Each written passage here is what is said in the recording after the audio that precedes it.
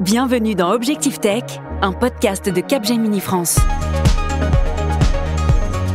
Bonjour et bienvenue dans Durable, une émission d'Objectif Tech, le podcast produit par Capgemini qui tend le micro à celles et ceux qui portent la voix du changement dans leur entreprise en direct du studio du 147.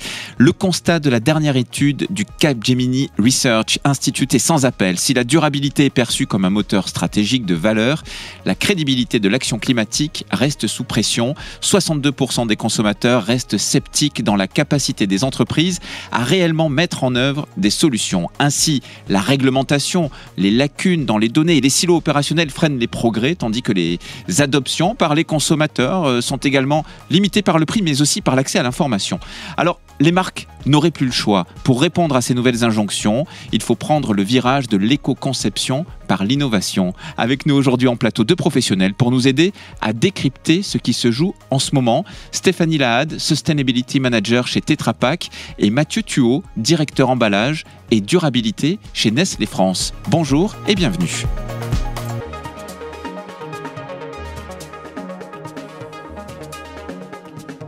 Objectif durable, une émission présentée par Valère Coréard. L'éco-conception est manifestement plébiscitée, et ce de manière massive. Une étude de 2025 donc, du Capgemini Research Institute indique que 82% des organisations prévoient d'augmenter leurs investissements en matière de durabilité environnementale et 92% maintiennent leur calendrier vers la neutralité carbone. Mathieu Thuot, tu es directeur emballage et durabilité chez Nestlé France. Comment est-ce que tu définis l'éco-conception ?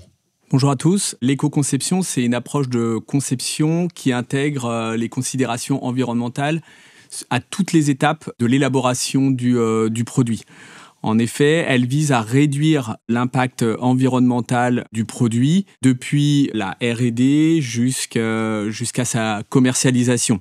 Donc, chez Nestlé, nous avons depuis un certain nombre d'années développé ce processus d'éco-conception. Nous avons d'ailleurs au niveau du packaging un institut du packaging qui est basé à Lausanne et qui, très en amont, prend toutes ces considérations environnementales dans la conception des packaging d'aujourd'hui et de demain. Alors, emballage, tu les connais bien, les emballages, Stéphanie Lahad, puisque tu es Sustainability Manager chez Tetra Pak.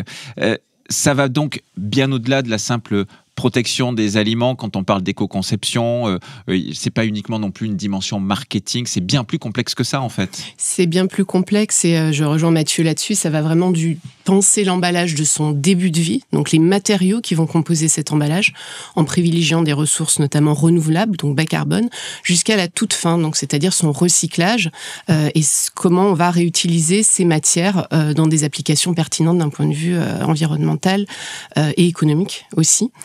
Par le passé, c'est vrai que l'emballage se devait d'être différenciant, il se devait d'être pratique.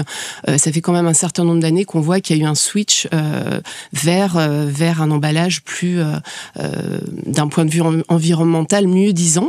On investit beaucoup là-dessus chez Tetra Pak, puisqu'on investit une centaine de millions d'euros chaque année pour l'amélioration des emballages, pour aller vers toujours des emballages avec une empreinte carbone plus basse, avec toujours la notion, quand même, vous en avez parlé, qui est importante, d'une DLC longue, pour protéger le produit, parce que c'est quand même à ça que sert un emballage, et éviter le gaspillage alimentaire. Ça, c'est très important également. Et la notion de recyclabilité, qui est vraiment au cœur des préoccupations de tous les producteurs d'emballage. Et tu disais switcher, et d'ailleurs, Mathieu, tu évoquais aussi cette logique de progression, finalement, dans ton propos. Qu'est-ce qui a amené à ce switch ? C'est la contrainte, c'est la réglementation, c'est vraiment une pression du consommateur. Qu'est-ce qui s'est passé selon vous ? D'où vient ce mouvement ? Effectivement, je pense qu'il y a eu une prise de conscience aussi collective de tous les industriels sur l'importance de prendre ce virage de l'éco-conception, mais également... Et il y a une attente aussi. Il y a une attente des consommateurs, il y a une attente des pouvoirs publics au travers de la réglementation. Donc c'est une prise de conscience collective sur l'intérêt et l'obligation d'aller sur ce volet de l'éco-conception. Et quels sont les grands principes à respecter alors pour concevoir un produit ou peut-être un service aussi éco-responsable, Mathieu ? Comme l'a dit Stéphanie, je pense qu'il y a la notion de typologie de matériaux, les matériaux durables, utiliser des emballages recyclables. Il y a la notion de réduction. Je pense que c'est essentiel aussi d'avoir le juste emballage à la consommation du consommateur, mais tous ces éléments-là doivent être aussi regardés par rapport aux contraintes qui sont notamment les contraintes logistiques, le transport. Donc ce sont des éléments qui sont essentiels et qui doivent être pris en compte aussi dans la réflexion de l'éco-conception. Et c'est essentiel la garantie de la protection du produit, parce que la qualité est l'élément principal, bien évidemment, lié à l'emballage. Et puis derrière, il y a aussi cette notion de transparence, d'information du consommateur. Et donc, il y a tous ces éléments-là aussi qui doivent être pris en compte quand on pense éco-conception. Stéphanie Lahade, tu es Sustainability Manager chez Tetra Pak. Moi, en découvrant le sujet, j'imaginais pas qu'il y avait toutes ces implications que Mathieu vient d'égrener. C'est vrai que les enjeux logistiques, la sécurité, bien sûr, des aliments, leur conservation, la fabrication, l'impact carbone et j'en passe. Mais il y a aussi une dimension humaine, des enjeux sociaux. Est-ce qu'ils sont pris en compte dans l'analyse du cycle de vie également ? Alors, les analyses de cycle de vie, historiquement, c'est vrai qu'on s'en servait dans les emballages pour mesurer l'empreinte environnementale d'un emballage, l'empreinte carbone, pour pouvoir se comparer, on va dire, à d'autres emballages. Aujourd'hui, ces ACV, elles peuvent effectivement être multicritères et viennent s'ajouter certaines, la dimension sociale, que nous, on travaille de plusieurs manières. C'est évidemment le bien-être des collaborateurs, que ce soit sur nos sites de production ou dans les bureaux, mais ça va plus loin. Ça va être, par exemple, je vous donne un exemple concret, la brique, c'est 75% de carton. Donc, on va s'assurer que le sourcing de ce carton va être responsable. C'est-à-dire, on va utiliser le label FSC qui garantit que les travailleurs forestiers vont être correctement rémunérés pour leur travail, vont travailler dans un environnement sécurisé. Donc, il y a toute cette dimension sociale qui est très importante à prendre en compte dès l'emballage et au-delà pour les produits aujourd'hui. Et ça passe parfois par l'innovation aussi, l'éco-conception. Mathieu, justement, chez Nestlé, vous avez lancé un concept disruptif de capsules de café compostables à domicile. Oui, effectivement, on a lancé dans deux catégories, chez Nescafé Dolce Gusto et chez Nespresso, des capsules qui sont donc compostables à domicile. Il était important dans notre réflexion de trouver une solution innovante et complémentaire des gammes que nous avons déjà en commercialisation, soit en aluminium, soit en plastique.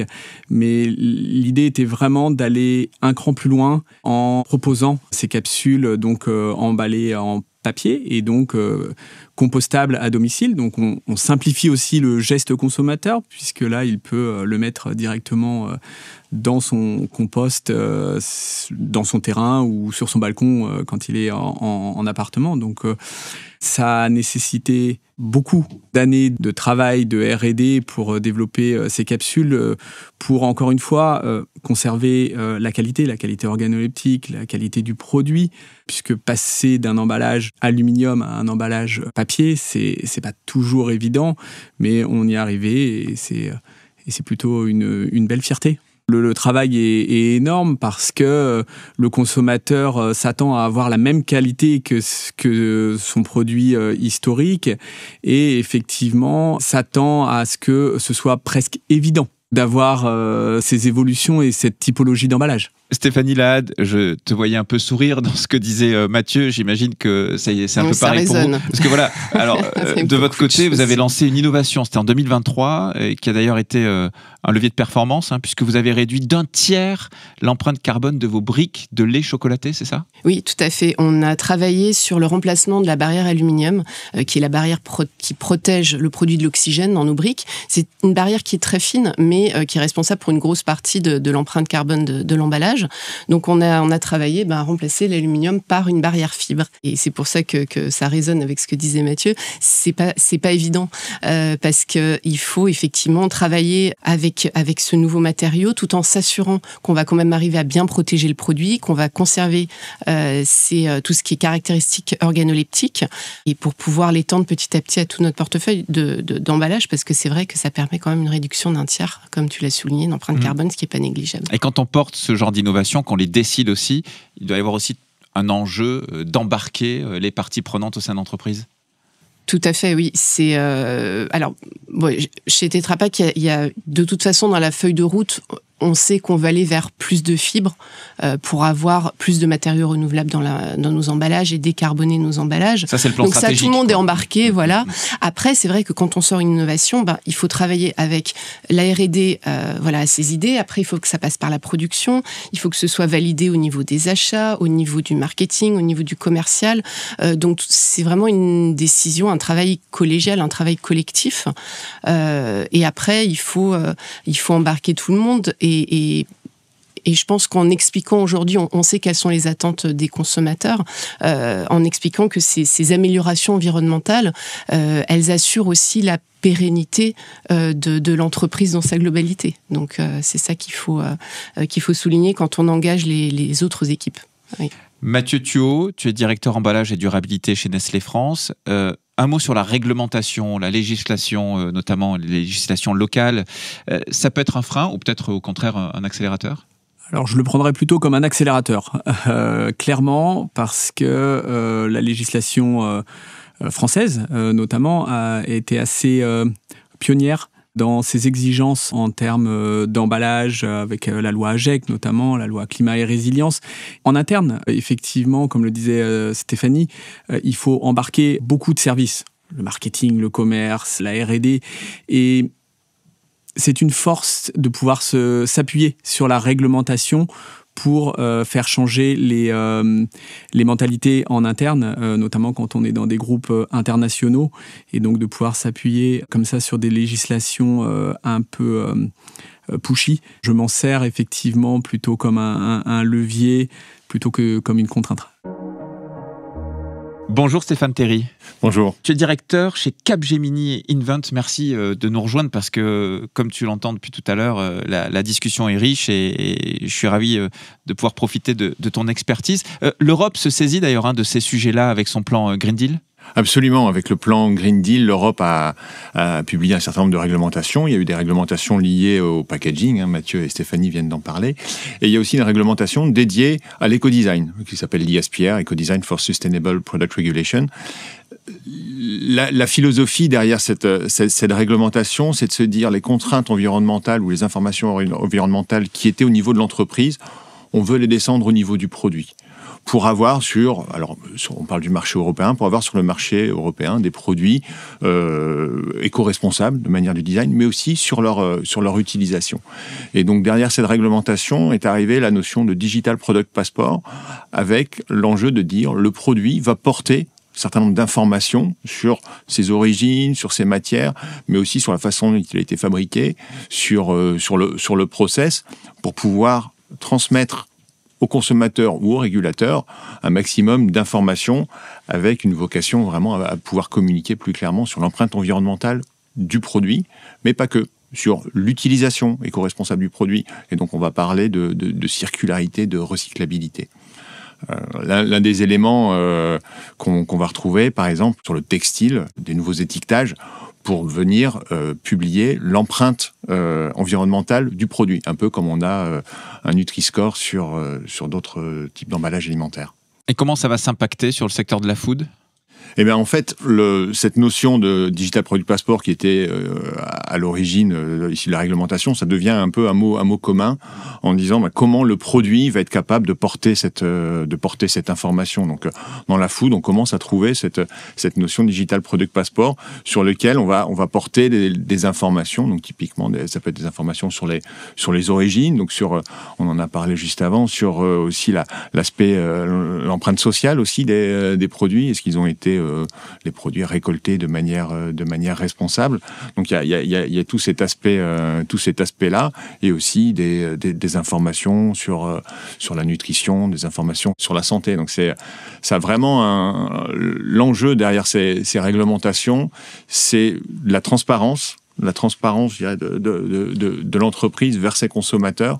Et donc, ces notions-là vont permettre de créer un lien un peu plus spécifique entre la marque et son client. Oui, c'est ce que j'allais te demander. En fait, ça va sans doute faire évoluer la relation ou le pacte de confiance, même d'une certaine façon, entre le consommateur et le producteur de produits ou services. Ouais. Le pacte de confiance, c'est effectivement un mot très juste, parce que le fait d'avoir ces informations qui vont s'appuyer sur des réglementations, ça doit renforcer la confiance, et le fait que ce soit la marque qui communique directement sur le produit, sur les informations très précises, c'est ce qui doit renforcer non seulement la confiance, mais aussi renforcer un nouvel engagement. On a parlé des produits, des emballages recyclage. On veut aussi parler du vrac. Toutes ces choses-là sont des moyens qui sont encouragés justement par ce type de réglementation pour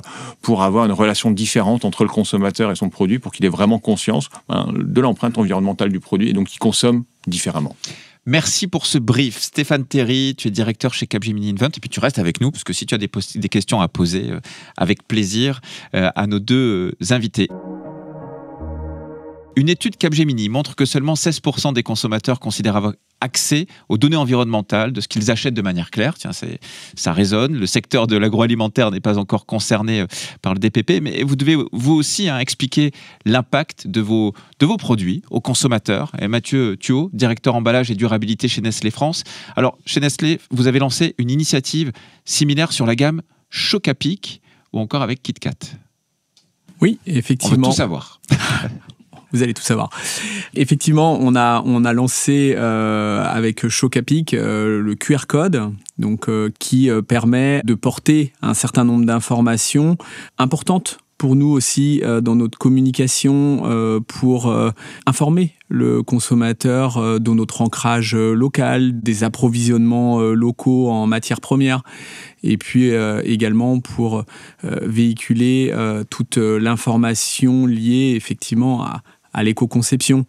Donc, le QR code, c'est l'avenir. On parle du code à barres en place depuis plus de 50 ans. L'avenir, c'est le QR code. Le QR code portera énormément d'informations, que ce soit des informations liées au produit, à sa vente en commerce, mais également sur la traçabilité, des éléments de traçabilité qui permettent de suivre le produit jusque chez le consommateur, et puis porter tous ces éléments liés effectivement à toute l'innovation, toute l'éco-conception que l'on porte avec un message direct au consommateur. Stéphanie Lahade, Sustainability Manager chez Tetra Pak. Quelle est ta vision sur ces nouveaux enjeux de transparence, de communication d'informations aux consommateurs ? On les réassure, on recrée de la confiance, c'est important ? Oui, la transparence, elle est clé pour créer une relation de confiance avec le consommateur. La manière dont on communique est importante, notamment quand on parle dans un emballage de tout ce qui est allégation environnementale. Il faut savoir être modéré, il faut savoir communiquer les bons éléments, c'est-à-dire ceux que les consommateurs vont reconnaître. Je pense notamment, on en a déjà parlé, du logo FSC pour la gestion des forêts. C'est un logo que les consommateurs connaissent, d'autres qui connaissent moins, donc il faut éduquer, il faut expliquer. Et puis, toujours faire attention quand on mentionne certaines allégations, d'avoir des données derrière pour certifier, et quand c'est par un organisme tiers, c'est encore mieux, que ces données sont vérifiables. Et je pense que c'est comme ça qu'on construit une relation de confiance, effectivement, avec les consommateurs qui sont en demande de cette transparence. Il nous reste quelques minutes. On a bien compris la complexité de ces enjeux d'éco-conception. La transparence vis-à-vis des consommateurs, c'est un élément clé qui permet finalement de faire matcher un peu les deux. Quelle est, selon vous, la feuille de route sur ces enjeux-là dans les prochaines années ? Qu'est-ce qu'on peut attendre ? Est-ce qu'il va y avoir des ruptures d'innovation ? Est-ce que l'intelligence artificielle va bouleverser les choses ?